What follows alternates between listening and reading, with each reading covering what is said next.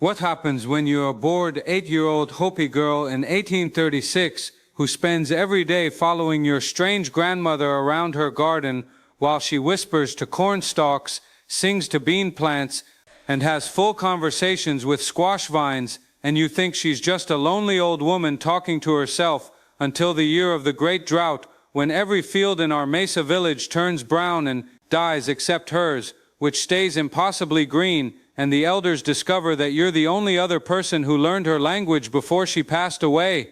I thought I was just humoring my grandmother's eccentric habits, nodding along when she'd say things like the corn is telling me it needs more water on the east side, or the beans are worried about that rabbit family.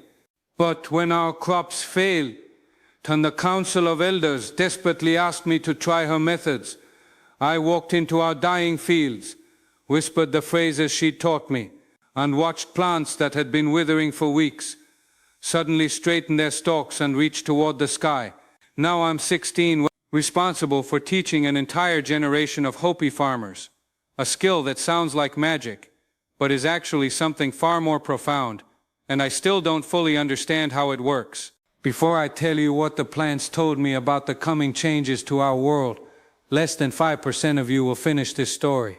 If you've ever learned something precious from an elder, without realizing its value until they were gone, if you believe that indigenous wisdom contains knowledge that science is only beginning to understand, if you understand that plants might be far more aware than we give them credit for, keep reading.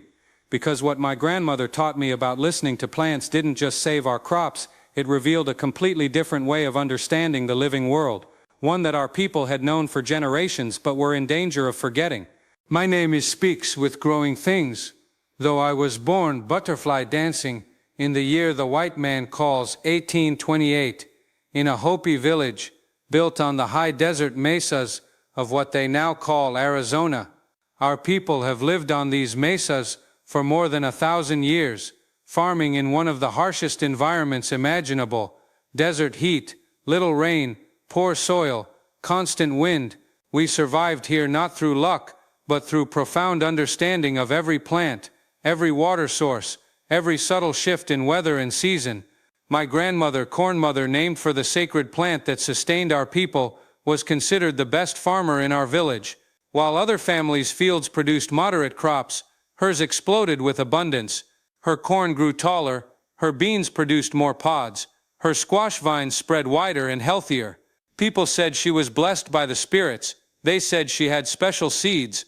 They said she had a secret fertilizer recipe. The truth was much stranger. She talked to her plants, and more importantly, she listened to them. I first noticed this when I was about 6 years old. My mother would send me to help grandmother in her fields, probably just to get me out of the house, and I would follow her through the rows of corn, beans, and squash, the three sisters, we called them, planted together in the traditional way where each plant helps the others. Grandmother would walk slowly, stopping at seemingly random plants, leaning close, touching their leaves gently, and whispering. I couldn't hear what she was saying, but I could see her lips moving, see her nodding as if receiving answers, see her making small adjustments based on whatever she was learning. Grandmother, why do you talk to the corn? I asked one day, my child's curiosity overcoming my respect for adult mysteries. She looked at me with those ancient dark eyes that had seen 80 summers, and smiled. Because the corn talks to me, little one. Would it not be rude to ignore someone who speaks to you? But plants can't talk, I said, confident in my 6-year-old understanding of the world. Can't they? She gestured to the corn stalks around us, tall and green and rustling in the desert wind. Listen. Really listen.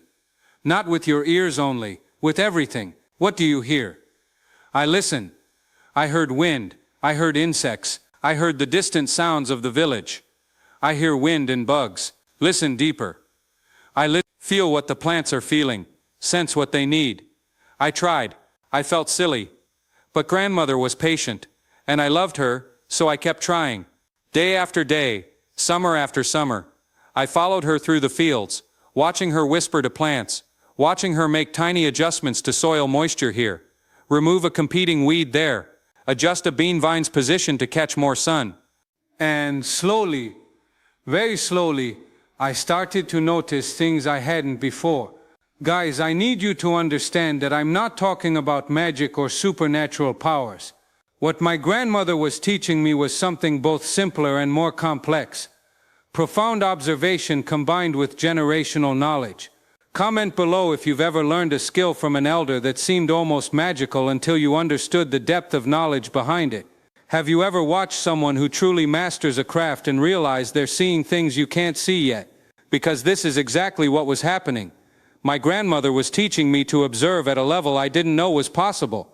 By the time I was 8, I could walk to a field and feel not here with my ears but feel in some other way which plants were struggling. A corn stalk that looked healthy to everyone else would feel off to me. And when I'd check, I'd find its roots were hitting a rock underground, or an insect had laid eggs in its stalk, or it was getting shade at the wrong time of day. I couldn't explain how I knew. I just knew. Grandmother would nod with satisfaction when I'd point these things out. Good. You're beginning to listen. Now let me teach you how to speak. The speaking part was even stranger. Grandmother had specific phrases she would whisper to different plants in different situations. Not prayers exactly, more like communications, acknowledgments, promises. To corn that needed water. I see your thirst, sister. I will bring you relief.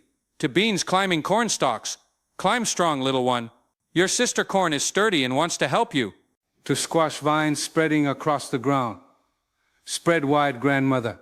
Cover the earth and keep her cool for your sisters.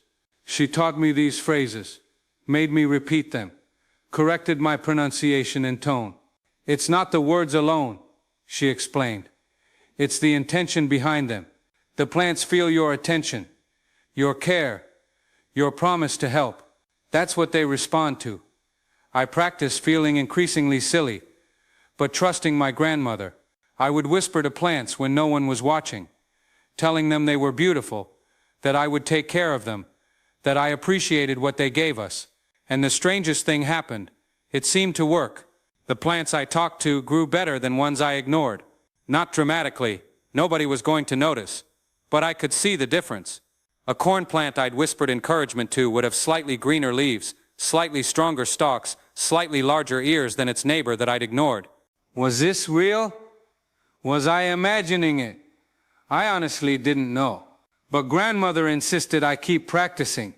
Our people have known this for generations beyond counting, she told me during one lesson when I was about 10. Before the Spanish came, before the Navajo arrived, before even the ancient ones built their cliff dwellings, our ancestors knew how to speak with growing things. We survived in this desert for 1,000 years because we didn't just farm plants. We partnered with them. We listened to what they needed, and they fed us in return. Does anyone else know this? I asked. She looked sad. A few elders? But most young people don't want to learn. They think it's superstition. Old woman's foolishness. They want to farm like the Mexican settlers do. Plant in rows, water on schedule, harvest on calendar dates. They've forgotten that plants are alive, aware, responsive. They've forgotten how to listen. Why are you teaching me then? Because you're the only one who still has the patience to learn. And because she paused, looking toward the horizon where storm clouds were gathering, rare and precious in the desert. Because I see hard times coming, times when the old knowledge will be needed again. You must learn this now, child, before I cross over to the spirit world, before it's too late. I didn't understand the weight of her words then. I was 10. I thought my grandmother would live forever. I thought my grandmother would live forever. The next summer, when I was 11, grandmother fell ill. Our medicine people tried everything, but she was old, nearly 90 summers, and her body was simply tired. She lingered for 2 weeks, and I sat beside her every day, holding her weathered hand. On her last day, she pulled me close and whispered urgently, "Remember everything I taught you. The plants will need you. Our people will need you. When the Great Drought comes, and it will come, you must teach others what I taught you. Promise me." "I promise, grandmother," I said, tears streaming down my face. "The corn knows you," she whispered. The beans trust you. The squash remembers your voice. They will speak to you when others cannot hear them. Listen. Always listen.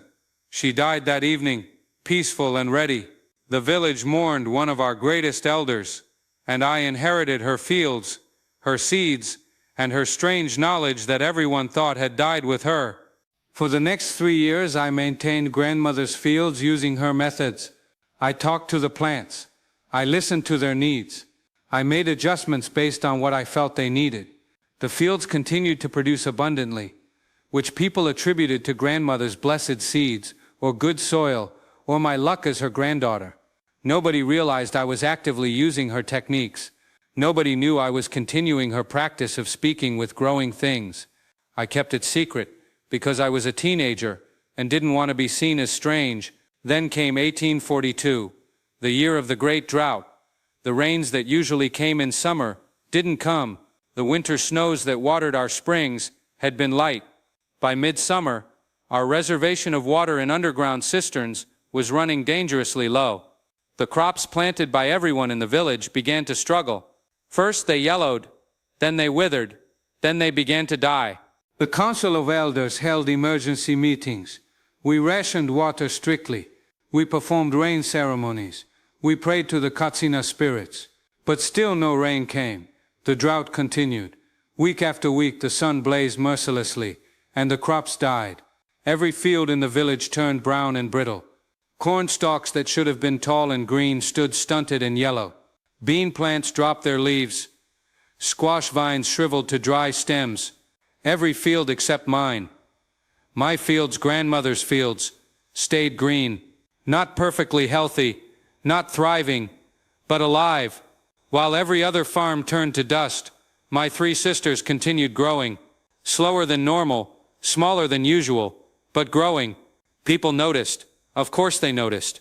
In a village where everyone was watching their food supply die, one green field stood out like a miracle. The Council of Elders summoned me. I stood before 12 ancient men and women who had guided our village for decades, and they asked me the question I'd been dreading. How are your plants still alive? I could have lied, could have claimed good soil or lucky seed placement or underground water, but grandmother's dying words echoed in my mind. Our people will need you. So I told them the truth. I talk to them. I listen to them. I give them what they tell me they need. My grandmother taught me. It's what she always did. The silence in the council room was profound. Some elders looked skeptical. Some looked hopeful. Some looked uncomfortable, as if I'd mentioned something they'd been taught to forget. Finally, the eldest, Corn Dance, a man so old he remembered his own grandmother's stories, spoke slowly. The old way. Your grandmother knew the old way. We thought it had been forgotten. You know about this? I asked, surprised. My grandmother tried to teach me, he admitted. But I was young and impatient. I learned the words but not the listening. I could repeat the phrases but I never felt what she felt. The knowledge died with her generation. Or so we thought. He looked at me intently. Can you teach others? Can you pass this on before we lose it entirely? Or so we thought. I don't know, I said honestly. Grandmother said it takes patience. Most people don't have the patience to learn. They will have patience now, said another elder grimly. Because without this knowledge, we will starve. The drought is not ending. Our stored food will last perhaps 2 more months. If the crops die completely, we face a very hard winter. Can you try to teach us? What choice did I have? I'll try. They sent me the young farmers first, people my age and slightly older, those whose fields had failed most completely. 10 of them gathered in grandmother's field, skeptical and desperate in equal measure, while I tried to teach them what had taken me 8 years to barely understand. First, you must be quiet, I began, feeling absurdly young to be teaching people older than me. Not just silent quiet inside your mind, empty of thoughts. Only then can you begin to feel what the plants feel. They tried. Most of them fidgeted, distracted, thinking about their dying fields or their hungry families. Only 2 of them, a young man named Listening Crow and a woman named Quiet Rain, managed to achieve the inner stillness. Good, I said to those 2. Now approach this corn plant. Touch its leaves gently. Feel how dry they are, how they crinkle slightly. The plant is thirsty, but it's more than thirst. Try to feel what else it needs. Listening Crow placed his hand on the corn stalk and closed his eyes. After a long moment, he said hesitantly, "It feels sad? No, that's not right. Discouraged? Like it's giving up? Yes," I said, excited that someone else could feel it. "Exactly that. The plant has enough water to survive, barely, but it's losing hope. It needs encouragement. It needs to know that someone cares whether it lives or dies." This is where grandmother's speaking comes in. I demonstrated, leaning close to the corn and whispering, "Sister Corn, I see you. I know you struggle. I will bring you water today and tomorrow, and the next day. You are precious to us. Please keep growing. Your kernels will feed children. Your stalks will help the beans climb. You matter. Keep living." The other farmers looked at me like I'd lost my mind. But Listening Crow nodded slowly, understanding something. The plant, it's alive, like really alive. Not just growing alive, it has feelings. Not feelings like we have, I tried to explain. Not emotions, but something. Awareness, responsiveness. I don't know the right words. Grandmother just called it the plant spirit. When you acknowledge that spirit, speak to it with respect and care, something happens. The plant tries harder. Over the next weeks, I worked with those 10 farmers. Most gave up after a few days, frustrated or embarrassed. But Listening Crow and Quiet Rain persisted. They practiced the inner stillness. They learned to feel what plants needed. They began whispering to their dying crops, and slowly, so slowly we almost didn't notice, their fields began to respond. Not dramatically, not miraculously, but plants that had been completely brown started showing tiny bits of green at their centers. Corn stalks that had bent over straightened slightly. Bean plants that had dropped all their leaves pushed out new tiny leaves. The council watched this development with intense interest. "It works," Corn Dance confirmed. "The old way still works. We must teach more people." They organized mandatory training. Every farmer in the village, young and old, had to spend time with me learning the techniques. Most remained skeptical, going through the motions without belief. But a handful, maybe 10 people total, out of a village of 300, truly learned to listen, to feel, to speak with growing things. Those 10 saved us. Their fields, plus mine, produced enough food that summer to keep the village from starvation. Not abundance. We were still rationed, still hungry, but survival. The drought continued through that summer, the next winter, into the following spring. But our small group of plant speakers kept our most essential crops alive through careful attention, precise watering, and constant communication with the plants themselves. I learned things during that drought that grandmother had never had time to teach me. I learned that thirsty plants feel different from diseased plants. I learned that thirsty plants feel different from diseased plants. I learned that thirsty plants feel different from diseased plants. Most surprisingly, I learned that thirsty plants feel different from diseased plants. 3 days before our first rain in over a year, the corn plants in my field started feeling excited, expectant. They were straightening up, positioning their leaves differently, preparing themselves. I told the council rain is coming, based only on what the plants felt. They thought I was guessing. Then it rained. A beautiful soaking rain that lasted 2 days and finally broke the drought. And the council started listening to me very differently after that. Guys, I want to be clear about something important here. I'm not claiming literal telepathy with plants. I'm not saying plants have human thoughts or speak human words. What grandmother taught me was something subtler and more profound. Heightened observation combined with deep knowledge, processed through intuition rather than conscious logic.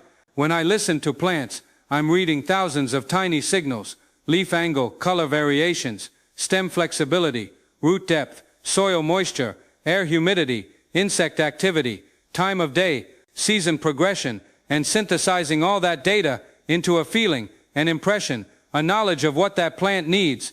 The speaking part reinforces my own intention to care for the plant and heightens my observation even further.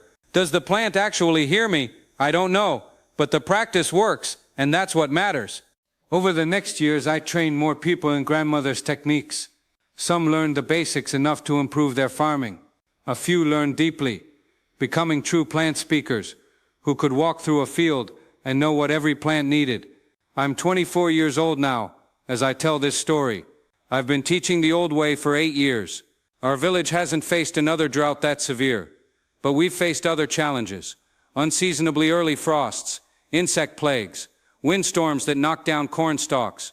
Each time the plant speakers were able to respond more effectively than conventional farmers, because we were working in partnership with the plants rather than just imposing our will on them. But here's what troubles me. I'm still one of only about 15 people in our entire village who truly understand this. One severe drought was enough to make people take it seriously. But now that the immediate crisis has passed, interest is fading. Young people think it's old superstition. They're impressed by the Mexican and American settlers' farming techniques, metal plows, draft animals, irrigation ditches. They want to modernize, to farm efficiently, to leave behind the primitive ways. They don't understand that grandmother's way isn't primitive, it's sophisticated beyond what they can imagine. It's 1,000 years of accumulated knowledge about these specific plants in this specific environment, encoded in practices that look simple but contain profound wisdom. The plants have started telling me something else too. Something that worries me. Over the past 2 years, I've felt a shift in the corn, the beans, the squash. They feel stressed, worried, not about immediate threats like drought or insects, but about something larger, more long-term. When I walk through the fields, I get impressions of change coming, big change. The kind of change that will test whether we remember the old ways or whether we've forgotten too much. I don't know if these impressions are real warnings from the plants or just my own anxieties about the future. White settlers are moving closer to our lands. The U.S. government is making treaties and breaking them. The world our ancestors knew for 1,000 years is shifting in ways we can't control. But I do know this. The partnership between humans and plants that my grandmother taught me is precious, rare, and in danger of being lost.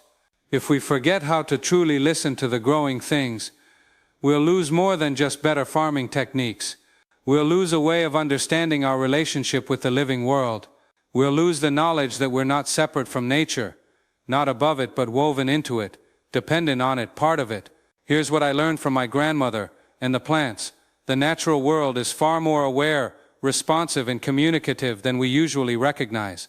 Plants aren't passive objects that we do things to. They're living partners that we can work with if we learn their language. That language isn't words. It's attention, care, observation, and the willingness to believe that something without a brain might still have awareness. If this story moved you, share it. Share it. If you've ever learned precious knowledge from an elder, share it. If you believe indigenous wisdom contains truths that modern science is only beginning to discover, share it. If you think plants might be more aware than we give them credit for. And remember, the natural world is speaking to us all the time. We've just forgotten how to listen. But the knowledge isn't completely lost. It's there in traditional practices, in indigenous wisdom, in the experiences of people who work closely with the land. We can learn to listen again. We must learn to listen again. That is my story. That is how my grandmother secretly taught me to talk to plants, and how that knowledge saved our village from starvation. And I would do it all again, because learning to hear what the growing things are telling us might be one of the most important skills our species needs to relearn. To my grandmother, corn mother, who saw what was coming and made sure the knowledge survived. Thank you for your patience with a distracted child who didn't know she was learning to save her people. To the plants who feed us, sustain us, and partner with us, I'm listening. We're trying to remember. Please keep teaching us. The corn is speaking. The beans are listening. The squash remembers. And we must remember too. Comment below. Have you ever learned something from an elder that seemed strange until you understood its depth? Do you think plants might be more aware than we assume? Share your thoughts on indigenous agricultural wisdom and what modern farming might be missing.